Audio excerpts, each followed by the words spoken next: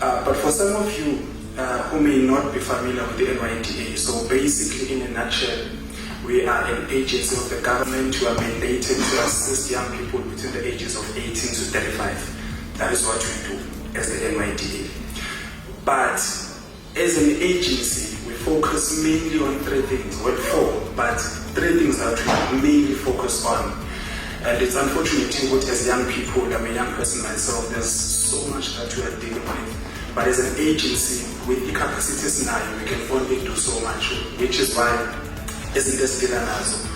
Firstly, we deal with izinto zama-business, entrepreneurship, from the funding all the way to non-financial support, of which I will explain. Sibe nento esibiza ngokuthi job opportunities for young people who are seeking employment, of which I will explain as well.